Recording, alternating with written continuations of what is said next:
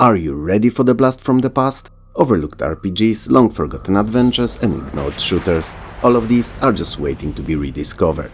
So let me take you on a journey to uncover these hidden gem classics. By 1997, classic arcade-like shoot-em-ups may have been on their way out on PC. But just because the genre was not as popular anymore, doesn't mean that amazing games didn't keep coming out.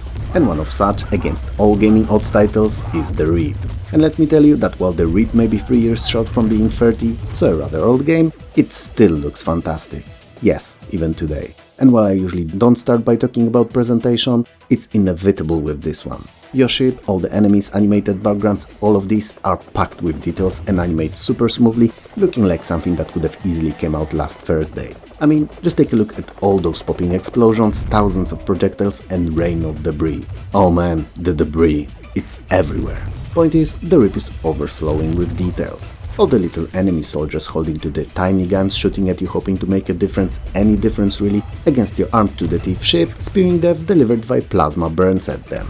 Their fighters big and small hunting you in various bullet dodging patterns or straight up trying to kamikaze you into non-existence going for you head on, or bosses. Yeah, these are something special too. I mean, the first one looks like some kind of a driller with a huge ass chainsaw at the front that's best disposed of face up, as the sparks attack that he launches with it are rather devastating. The second is some kind of a giant biological machine hybrid spitting acid balls at you, and the further you go, the weirder and deadlier they get.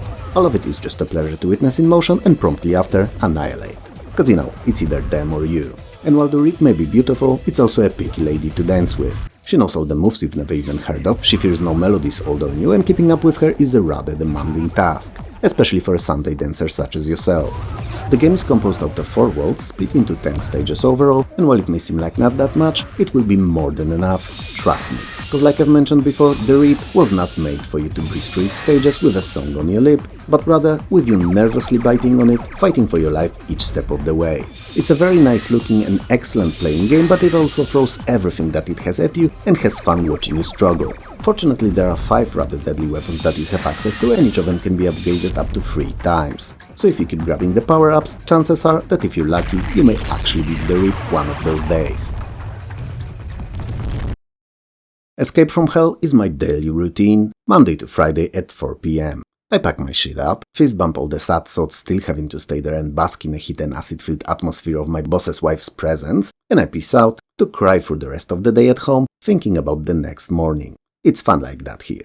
But since the video is not about my misadventures in the lair of the Demon Queen, but games, the Escape from Hell that we'll talk about today is a 1990s horror-themed, slightly humorous and very unique role-playing game. It naturally takes place in Hell, cause you know, the title kinda gives it away, and places you in the night trainers of a dude named Richard who got there by mistake. And now he has to leave, all the while freeing his also mistakenly captured girlfriend Allison and friend Alan. Allison and Alan, double A, the choice for the names here is a bit uncanny. Perhaps they were next to each other on an alphabetically ordered list of people going to hell, added there by a clerk mistake. Perhaps. Either way, despite what those of us who are religious have been told, hell is not as terrible place as it may have appeared, and there are quite a few people there willing to talk to you, offer hints, items, or even join your merry party. Well, merry is a big word for a group of folks trying to escape the literal hell. But some of the interactions and dialogues are definitely humorous, unlike what you'd expect from a typical RPG, and not everyone is going for the kill as soon as you show up. The characters that will join your party are also not random, but famous historical or fictional figures like Stalin, Hamlet, Spartacus, Mozart, Genghis Khan, Dante and others. One can only wonder what Mozart did to land there and not in heaven, right? I mean, I don't, cause I don't believe in higher beings, but in the lore of the game it had to be something nasty. Maybe he wrote a song composed out of 2 particularly annoying screeching sounds only, or maybe he spat into someone's soup. Hard to tell, but it's fun to wonder.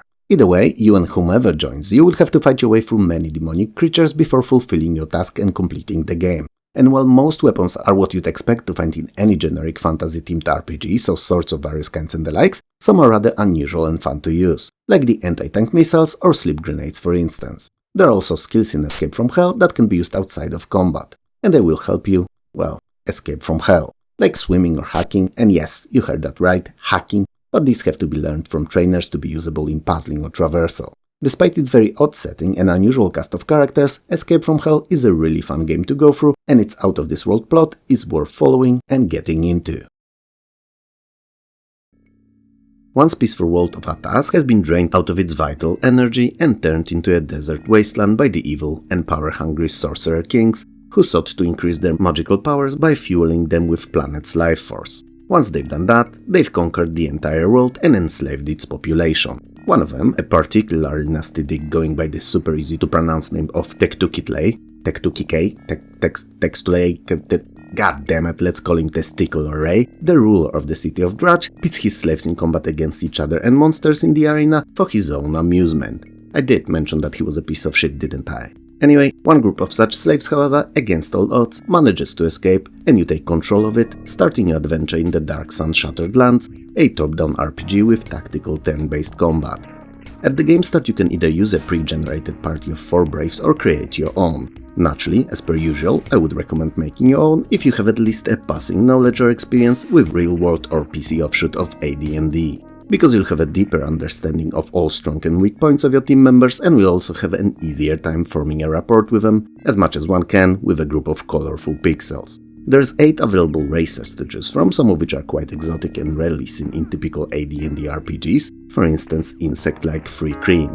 And there's also 8 classes of Fighter, Ranger, Gladiator, Cleric, Druid, Preserver, Psionicist and Thief. So, the amount of possible combinations will allow for a creation of a very unique party for each playthrough. After completing the first 2 areas, the game pretty much opens up and allows you to visit all available locations. Which, you know, is something I always appreciated in my RPGs, because while I realized that my party may not be ready to visit some of these more exotic locations in the first few hours of the game, I want to have an option to peep in and see what I have to prepare for. And having no artificial game-stopping walls blocking off large chunks of content feels less constraining and more natural. Only few certain parts of the main quest need to be followed through in order, and the rest can be approached at your own leisure. Dark Sun does not prioritize combat over story, and many of the confrontations you'll take part in, if approached correctly, can be solved peacefully before anyone even raises a sword or throws first fireball. Dark Sun is definitely one of the more unusual RPGs of its time and a game that may have at the time disappeared among many other entries in the genre, but the fans of RPGs should definitely not skip it.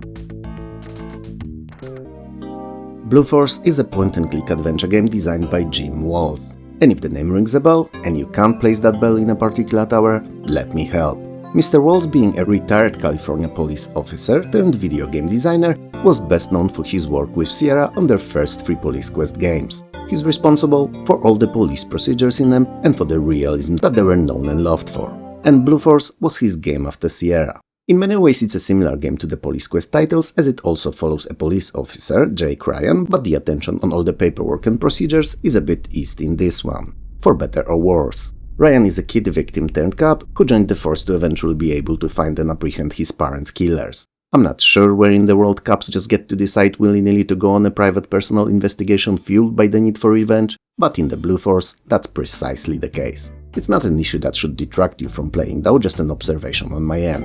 As you try to solve the 11-year-old case, you'll have to deal with other more or less unrelated to it situations, like an illegal firearms owner, drunk driver, or even crazed gunman. The story unveils in series of flashbacks and retrospectives triggered by correct evidence found. And it's a fun way of pushing the plot ahead, as it tells you without literally telling you that you're on the right track. While Blue Force is a bit lighter on the procedures than fans of the genre would like, those that are still there are nicely blended into gameplay so they never feel forced, out of place, or like a busy work. Which, you know, it's something I can appreciate, even despite the game's rather short, just a few hours long run. And if I'm to be honest, it's just that length or lack thereof really that are something that I could pick on here. Because while Blue Force could be a few hours longer and serve a touch more demanding puzzles, everything else about it is great. The atmosphere, the digitized graphics and all the sounds, they all fit the story perfectly, and if you're a fan of the genre, and especially police-themed offshoot of it, you'll have a blast. Darklands is very interesting. Well, to me at least. As while it's theoretically one of the most rich, most well thought out and fleshed out RPGs of its era, it's also one of the most underrated. It's as if upon its release, a spell of invisibility was casted on it and only gamers grabbing boxes of games on random in shops in the 90s managed to get their paws on this gem of a game. Still, whether you were one of the lucky few or not, let me tell you about it today. Darklands is set in the 15th century Holy Roman Empire and is one of the most quote-unquote realistic games of its time, as everything that's natural and not imaginary in it was based on real history of the region. So the social structures and cultural backgrounds, weapons, items, customs and the likes, everything But it is not, however, without its dose of unique and special, and the magic found in other similar games is replaced in Darklands with alchemy, and the mythical creatures are abundant and quite varied, though all are based on popular beliefs and legends in the area at the time. Your party of 4 does not earn levels or have traditional classes, but raise their numerous combat and otherwise skills with use. So the more you talk, the better you are at it, and the more you fight with a sword or shoot with a bow, the easier and more effective your swings, jabs and piercing shots will be. You may even be able to pierce someone's heart with a magical arrow of love. Or you may not, and I just injected that sentence in for no reason. Well, you won't know until you decide to give Darklands a chance. So, at least in the regard of skills and their training, Darklands kinda mirrors real life. While the story centers around eventual confrontation with a powerful and nasty demon, the game is entirely open-ended. It doesn't require you to run straight to your so-to-speak goal and allows you to travel around the entire game world freely and at your own pace, questing and having a great time learning all that there is about it. What's more, as your character ages, because yes, of course that they do, they become weaker and slower and may even die of old age. It may seem like something to annoy you now, but trust me, as you play the game and see all these things happen organically, you'll love it. And all that I just told you about Darklands is merely scratching the proverbial surface, like literally just its first layer. Because on many levels, it was a much bigger and more feature-packed game than anything else on the market at the time. Even the Elder Scrolls games, which well, when looking at them from a pure map-size perspective were gigantic, were nowhere near as rich mechanically. If you're in the market for an RPG that's lost in the sands of time and will also provide you with a lot of freedom, incredible story, open world and fun gameplay loop when dug out from its involuntary video gaming grave, then there's hardly anything worth more of your time than Darklands. Remember the movie The 13th Floor? Oh, what a fun sci-fi romp that was. And also one that asked thought-provoking questions too. Both about us being real, and also if it's even important if we're not, if we're sophisticated enough to feel real. So, believe it or not, but Floor 13, the game that we'll tackle here today, has absolutely nothing to do with that film, and I only mentioned it cause it kinda sorta fitted here. Well, in my head it did, and now it's too late, as it's already recorded and I'm not editing it out. Anyway, Floor 13 is a turn-based, well, I wanna say managerial strategy/simulation game in a political setting. That said, clearly classifying this title as a particular genre is not that easy, and it's probably better that I'll tell you what it's all about. The game is set in a modern London on a 13th floor of a nondescript average-looking office building. But what's hiding on that floor is a secret like no other. Namely, a mysterious organization which sole purpose and reason for existing is to keep current British government in power. And you, with your unquestionable wits and smarts and a mouse in hand, will have to be the one to secure it, using a rather simple point-and-click menu-driven system. Interestingly enough, you're scored in your performance as the leader of this shady organization based on the current Prime Minister's popularity polls. So every 20 days long period, polling results are presented, and if you did well, you get extra resources to expand your activities and 20 days are added to your employment. And if you do bad, fail an important mission or make Prime Minister look like a dick, the services are cut and you risk getting fired.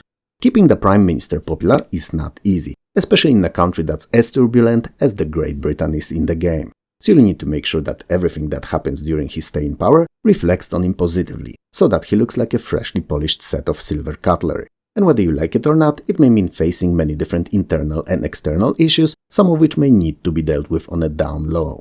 So, you may find yourself sending agents to loot persons of interest homes, wiretap and tail them, naturally without any proper paperwork or going through legal channels. You may have to launch a discrediting campaign to place someone under a looking glass or to redirect the attention from the Prime Minister. You will order armed commando units raids, tortures or even assassinations among others. Yep, you've heard that right, and I've not misspoken. Tortures and assassinations. As you can see, Floor 13 is not a sunshine and rainbows kind of a game. You do not plant trees and water flowers in it, you cheat, lie and kill for the betterment, well, supposed betterment of Great Britain. And while its theme is rather dark and heavy, and it has very obvious, strong and unmistakable Orwellian vibes, it is also such an amazingly overlooked little gem of a game, it's definitely worth a playthrough, or at least giving it a chance. So, do it.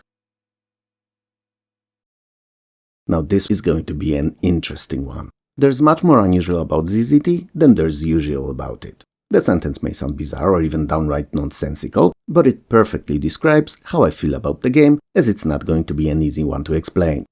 ZZT is an action-adventure puzzle game on the face value, but in reality it's also seemingly unlimited, object-oriented programming and scripting-based game creation system. all rolled into one and all in simple colorful ASCII graphics. You control a smiley face character in one of the 4 worlds, composed out of different single-screen grid-based levels, and you have to solve numerous puzzles in them and battle various creatures. All of them are represented by the ASCII characters too, so the ZZT's presentation, while very simple perhaps, is definitely uniform and oddly satisfying to look at. You'll interact with many different objects like bombs, scrolls, ammo, torches and keys among others, all to reach the end of the game. ZZT is viewed from a top-down perspective and objects can be interacted with by either touch or by shooting at them. Game worlds are made up of levels/boards that connect to one another and you can move between them by either reaching the edge that allows for a passage or by teleports. The game starts in a hub with 6 exits, 4 lead to one of the 4 worlds, and the other 2 are respectively quote-unquote museum-type world, displaying all the items, terrain and creatures included in the game, and the second showing previews of all 4 worlds. The main goal, as earlier mentioned, is to reach the end of the board and hence complete the game, and you do so by finding purple keys to open locked doors and by gathering useful objects throughout the world. On your way, however, you'll be solving both puzzle and action boards. First require a clinical mind, wits, smarts and ability to think out of the box for progress, and they usually have you untangling combinations of boulders, sliders and pushers, or have you go through mazes with invisible walls and teleports. Interestingly enough, some of them when botched can impede your progress becoming unsolvable, so make sure to save often. And there are also action boards where you face off against lions, tigers and bears among others, as in ASCII symbols representing them. These luckily require little more than reflexes.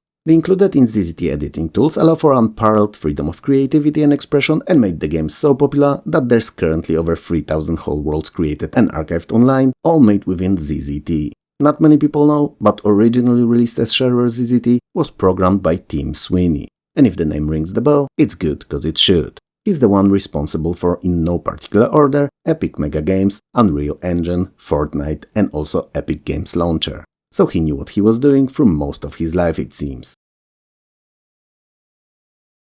Mordor, The Depths of Dejenol, no relation to Tolkien's Mordor, is easily my most favorite game of 1995 and in my top 20 of all time. I know that it would sound better if I said top 5 or top 10 even, but I don't want to perform mental calculations and rankings now to figure out where exactly it lands. Saying top 20 is safe though, cause it's definitely there somewhere. Anyway, it's probably the biggest small game that I've ever spoken about and a title that's near infinitely replayable. It looks as if it was made in 15 minutes in Notepad and Microsoft Paint, but when you immerse yourself in it, it will become clear that easily hundreds, if not thousands of hours went into its creation. The story, which honestly is irrelevant here really, because you literally play Mordor just to play Mordor, starts in the city of Dejenol, under which old dwarven mines lay.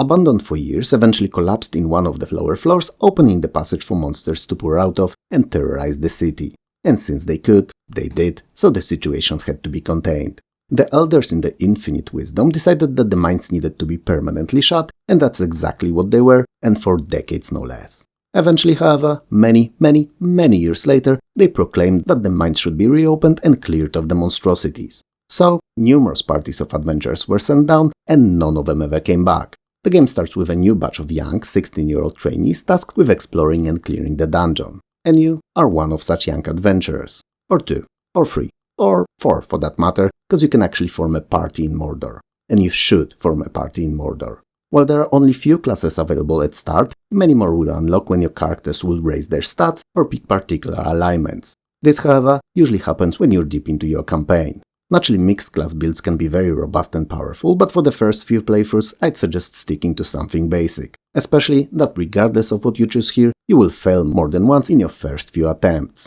Don't take it personally though, Mordor is not an easy game and it will punish you a lot. All these fails, however, will be lessons that will help you get better and understand how it works, how to min-max your future characters and how you should approach it from then onwards. City of Dejenol features a general store, morgue, guilds, confinement, seer, bank and a dungeon entrance. It may seem like just a few, but soon enough you'll learn how important and content-packed all of these are. Mordor's dungeon is composed out of numerous levels going deeper and deeper, and you'll face more than 400 different creatures, and some you'll kill, some will kill you, and some may even join your party. You know, cause you're so handsome and all. There are also a few hundred unique items and weapons to find and use in Mordor, and it will take you many hours to sample even a small subset of the content that's on offer. I honestly could talk about Mordor for hours, as it's my all-time favorite hidden gem kind of a game, but I've already released a separate video covering it in detail a couple years ago, so if you're interested, check it out. It may be a bit rough as compared to what I do now, but everything said in it still stands, and I think I gave it justice.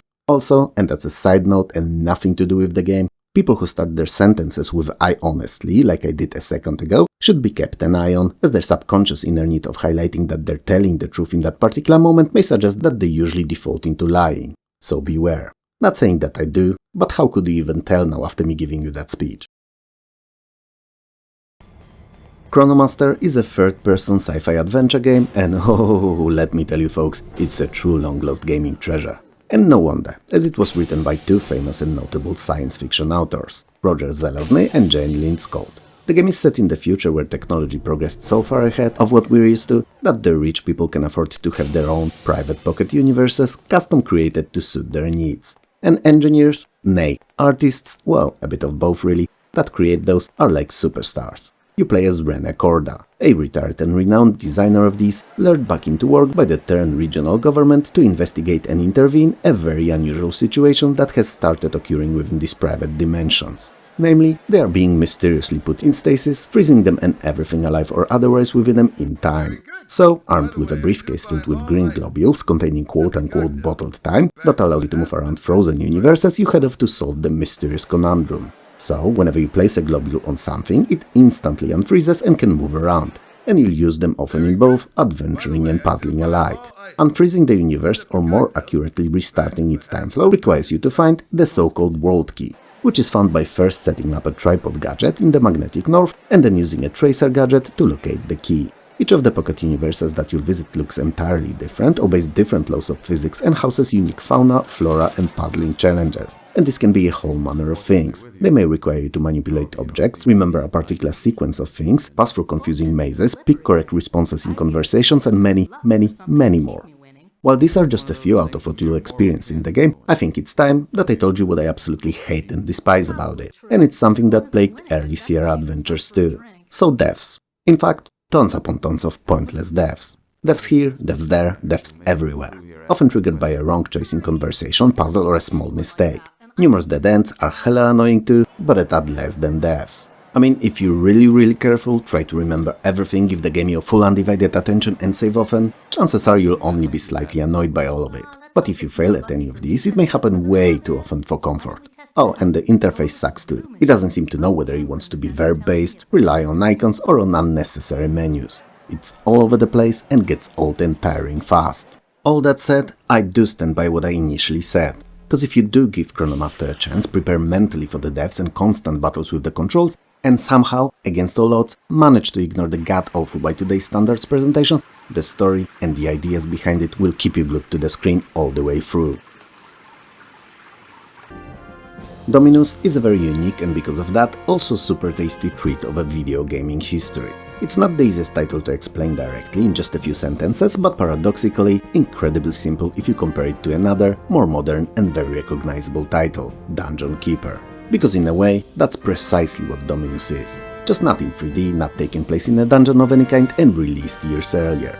You're a ruler of a rich and prosperous kingdom. So you know, you're all set up, and will live a long and happy life, spending your days basking in the sun, sipping wine, and eating fat and tasty foods. Right? Right? Well, not necessarily, as not everyone has as good as you do. And while some factions made their peace with inequalities of their medieval fantasy lives, others are fuming with anger. They're so pissed with the state of things, in fact, that they band up and raid your lands. Your four armies are naturally bigger and stronger, and also well-fed, which in times of war matters a lot.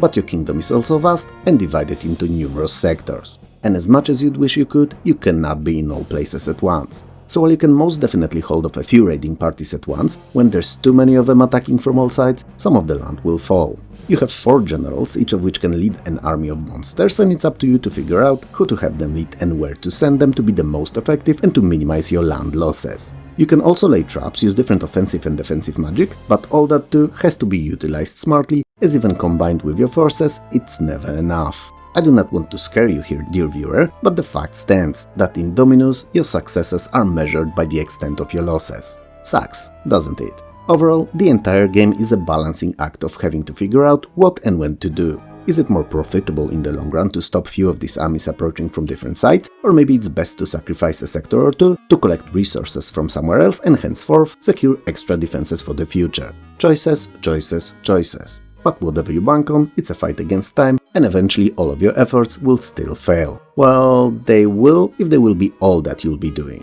Because what you should also make sure to always try to do other than killing the raiders is capturing them. Because when interrogated, they may actually reveal information that can be crucial in your kingdom's survival, like goals and strategies of particular clans or how they relate to each other, whether they will or won't work together against you, or even what creatures they fear, so that you know what to summon for the next time that you face them. While the battles are largely automatic and you have a very little control over them, you can actually decide which creatures to release into combat.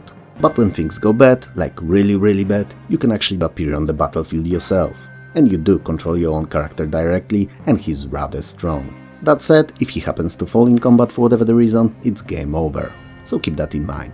There are quite a few completely different kinds of monsters that you can employ, and they all behave differently in combat and are best used in different scenarios. But most importantly, you can crossbreed them to a certain degree. And these new hybrids are usually more effective and powerful than the base units. They cannot be modified more than once though, but I suppose that's the extent a 1994's game could take the mechanic to. Either way, it's still an interesting concept and a one that you'll need to master to perform well. Dominus is a fun game, and especially because it allows you to put yourself in the shoes of the CPU and learn how it quote-unquote feels when it's usually you who's attacking its strongholds, castles and lands in other games. What do you think, guys? Pretty cool games, right? How many of them have you played or at least knew of? Maybe none? Would you like me to carry on and make a mini-series out of this video? Perhaps so that I could cover more overlooked, ignored and forgotten games that never deserved to be. Let me know in the comments below. If you liked the video, hit those like and subscribe buttons below, and maybe share it too, it helps more than you know. If you didn't, then don't naturally. It was fun talking to you as usual, and I'll see you, or more accurately, talk to you very soon.